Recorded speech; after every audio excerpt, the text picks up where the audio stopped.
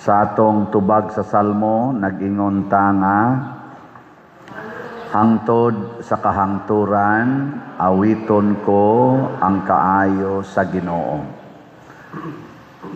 Mao ni ang reaksyon sa katawhan sa dihang giluwas sila sa Ginoo gikan sa kaulipnan didto sa Ehipto, niya luwas pa gyud sila sa ilang pagbakta sa disyerto 40 ka tuig, o sa pagsulod nila sa Promised Land gibuntog sa Ginoo ang mga nasod nga nagpuyo didto aron sila nay manag-iya sa Promised Land. Grabe kayo ang gibuhat sa Ginoo.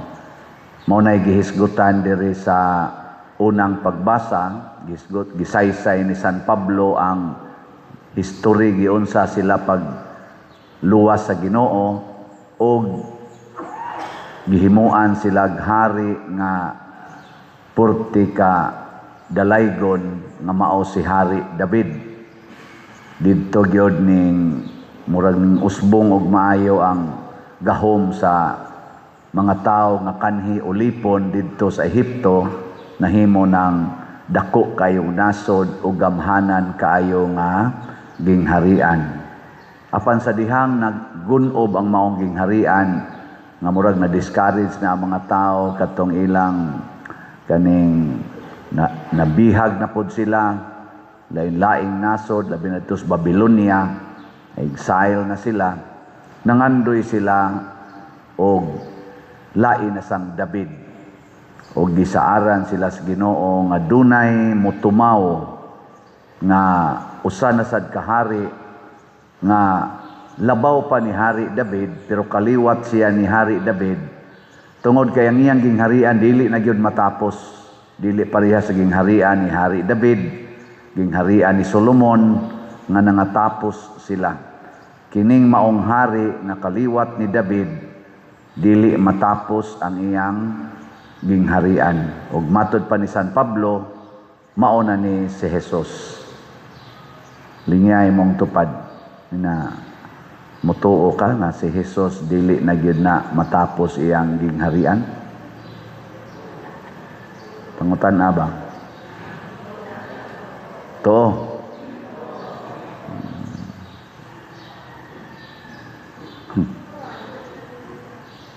Unyag mutuo mo nga ang gingharian ni Jesus di na matapos.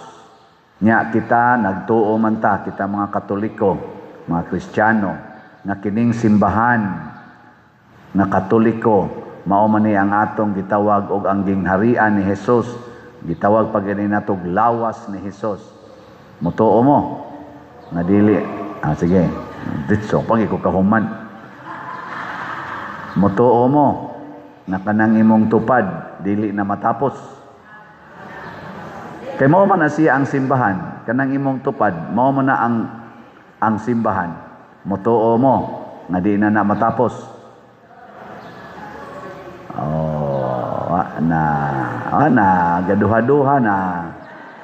Gaduha-duha na. Sugod nagduha-duha. Mao na ang pagtuo nga gusto ni Jesus atong bansayon, mao ang pagtuo nga gibansay sa mga apostoles. Ang mga apostoles boy atong mga models nya, on top of them mao ang mahal nga Birhen Maria, kay ang the perfect apostle of Jesus mao gyud si Mama Mary nya. Mao na sila atong models. Ug unsa may modeling nga gusto ni Jesus, insa kinahanglan mga ambisyon gyud mo nga mahisama mo sa inyong maestro. Kamong mga tinun-an, kinahanglan mga ambisyon mong kaabot mo sa level sa inyong maestro. Linya na sa di mong tupad, yung nakaabot na ka sa level ni Kristo.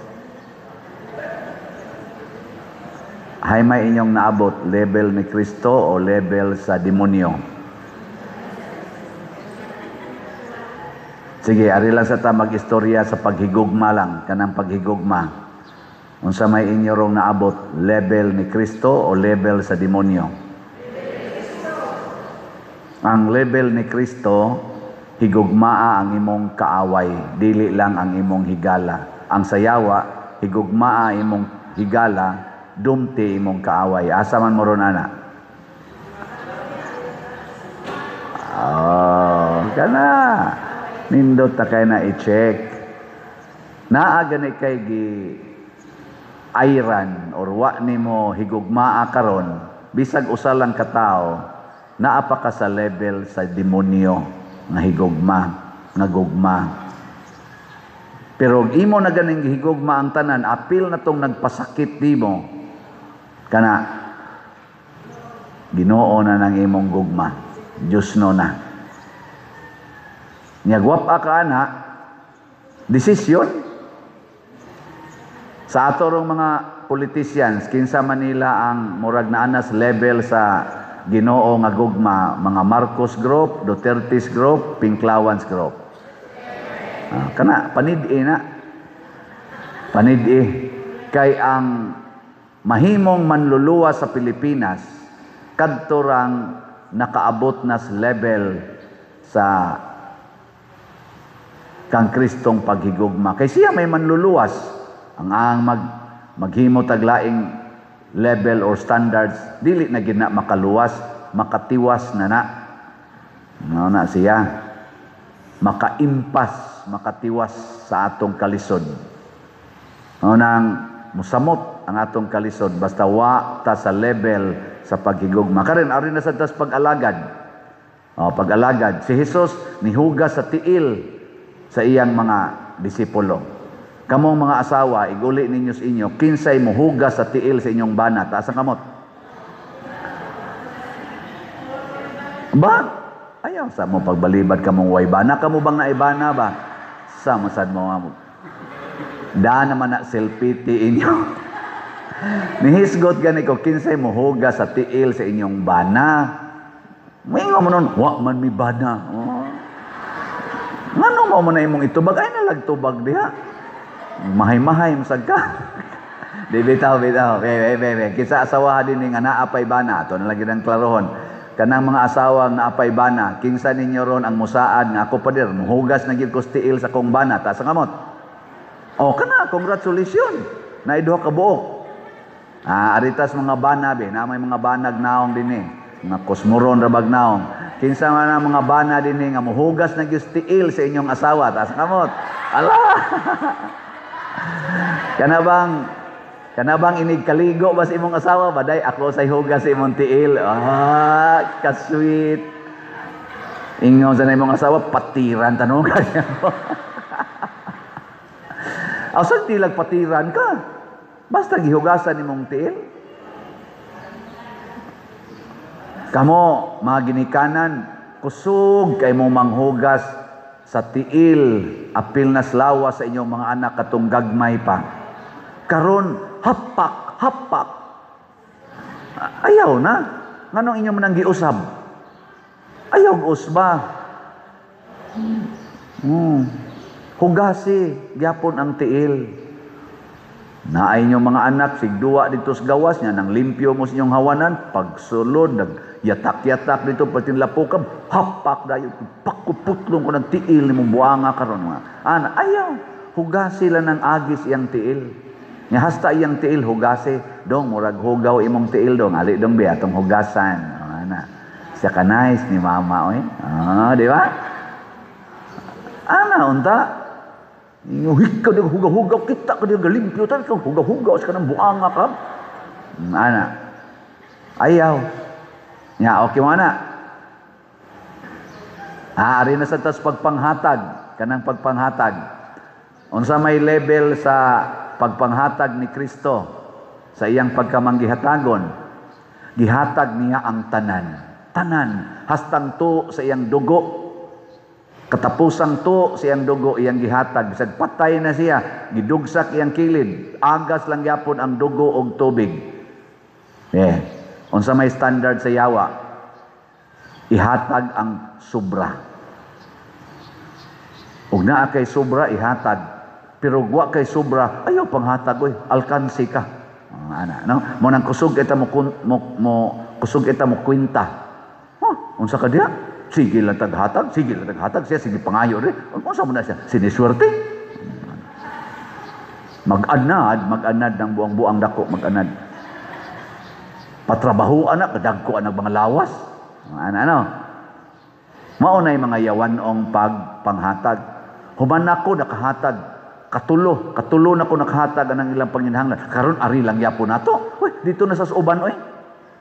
Nakasigi na kung palit anang slot, anang parian na, sige na kung palit og slot. Dito na sana siya sa uban, pangayo. Ano? Di mo kusog mo subay-subay sa inyong nahatag. Ang Ginoo ra ba mga igsoon, no? Wag yun magsubay-subay. Pila na ka volume sa hangin ang iyang gihatag nato. Pila na ka tuniladang tubig ang iyang gihatag nato. Pila na ka gravity sa adlaw, sa kainit nga iyang gihatag nato. Wa gid siya magsubay-subay. Bisag ang atong health gani, siya naghatag. Ato lang gamiton sa pagpakasala. Sige tagkuyog sa yawa. Samtang healthy pata. Kusog kay magyawa-yawa. Nya inig kasakit, mubalik sa Ginoo. Nya inig ka-healed na sad, hala yawa-yawa na sad, panglibak na sad, hala, pamakak na sad, pangwarta na sad, sige na sang paningil anang utang, hala, pamulitika na sad, pamulitika, sige na sad, nya inig kasakit, Ginoo tabangi ko, inig ka ayo na sad, hala, pamulitika na sad, wa gyud pagpakabana sa ilang paghatag untag pangalagad, o gugma para sa ilang mga taong gisaad sa aran. Kinsa maron ang kusog kay manghatag o kusog kay moalagad sa mga kabus sa Pilipinas, Marcos Group, Duterte's Group o Pinklawans Group. Secret na, pero hunahunaa gina niyo maayo, susiha og maayo. Kay moabot na ra ba ang eleksyon karong 2028, next year magsugod na ang pangumpanya. Mailad na sad unya ta ni anang mga mangingilad kana mga yawanon nga mga politicians. Daghan kay na sila karon. Makita na nato sa ilang binuhatan. Mga tigpakaaron ingnon, buutan kun mangumpanya, purti kamangtas kun makalingkod na. Mga kawatan kaayo, mga bakakon kaayo iniglingkod na. Pero inig pangumpanya, muragyog mga karnero, pertigyong buutana. Unsa may mga pipila katimaan ana. Una, mudaghan ang ilang kwarta, munindot ang ilang mga balay, ilang mga sakyanan, mudaghan og maayo kana mga mangtas na. Ikaduha, naa na sila mga project, butangan gina nila sa ilangan og ilang mga naong. Magsigi gina sila pamutang anang ilangan og naong kana mga mangtas na. Nga panahon sa eleksyon, kusog kay na sila manghatag gina sila, unsa imong pangayon, ihatag yon. Pero panahon sa ilang paglingkod, mingaw kayo, lisod kay na sila pangitaon. Kana, ato nang obserbahan. Naa naman ang social media, naasa na sa atong palibot, makita nato, hinay-hinay na tagtanaw. Haron, di ta mailad. Pangitao nato katong liwat ni Hesus. Diha sa social media na idaghang mobas nako, ikaw pader mo panig kaning maong mga kuan, mga Duterte ana. Dili na moy akong punto. Ang akong punto iyagyag nato unsay ilang binuhatan. Nga kanang maduol-duol sa binuhatan ni Hesus nga atong manluluwas. Kinsa may duol-duol karon sa binuhatan ni Hesus, atong suportahan. Kinsa tong layo kaayo, ato na lang ng taktakon. Ingka padiro niya wa gyud duol-duol, di na tinuod. Naagyoy duol-duol. Ay sad kun yung ilara nga wa gyud. Bisan gani kanang imong tupad, lingi as imong wa. Lingi sa imong wa, ingna duol-duol ka. Ana, pila ka percentage, moingon siya mga 3%. lingi sa imong tuo. Ing na duol-duol ka, mingon siya, mga pila, 5%. Ana ko suporta nimo. Di ba, ana? Pareha ragon na ana, politician, mayor baron, kapitan ba, o gobernador, o congressman, na man ginay managan, 3 ka buok, 4 ka buok, tanawa na silaghain ang duol-duol, butangig percentage, sigon sa imong nahibawan, ang duol-duol ni Jesus. Kung mao na'y suportahin, mao na'y ituboy, kay basig paduong na siya mutubo. Pero katong layo, ayaw lang sa itong unaha og pili. Kinsa may duol-duol nga mahigugmas mga kabos, anak baron. Kinsay duol-duol ni Jesus sa pag-alagad sa mga kabos. Kinsay duol-duol ni Jesus sa itong usa? Sa paghatag na way limit. Kinsay dool-dool ni Jesus anang di gyud magpa-publicize sa ilang mga ngan kung maghimog project. Way mga a project of nya na ading naong niya. Kinsa may dool-dool ana ning kakaring usa pa der mo publish sad ni pero murag kalima ra ko nakakita kaning usa ka 20 gyud. Ari kas kalima mo ingon kari-kari dool-dool rin ni Jesus. Ang karing usa pa der kausa ra gyud. Ari kas kausa. Ana ba?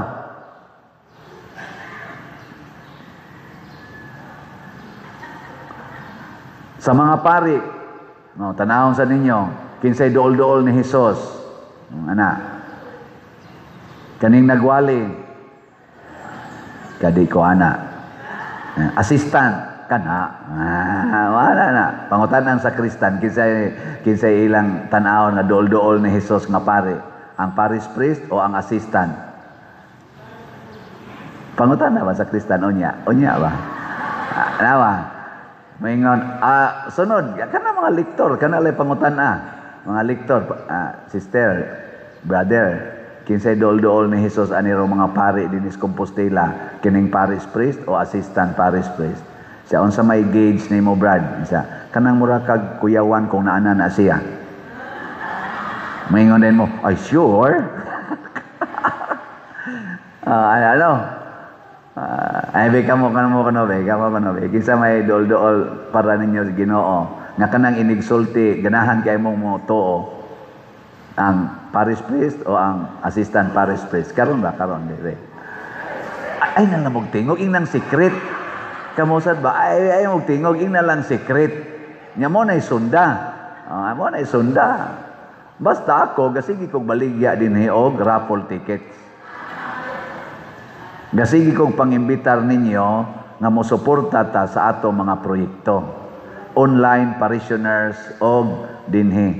Nagsulti sa ko ninyo, depending mo tuo mo, nga kung magsigi mo og palit og raffle tickets, premiuhan gid mo duha ka premyo.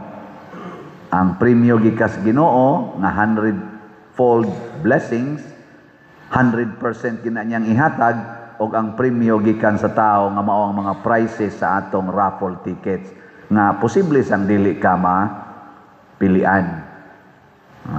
No? Pero dili na question og ikay mapilian, mabunutan, maswertihan sa premyo nga tawhanon. Ang nindot kaayo ang imong pagkamanggihatagon nga maduol-duol gyud kas Ginoo, ihatag ang tanan. Higugmaa ang tanan, alagari ang tanan.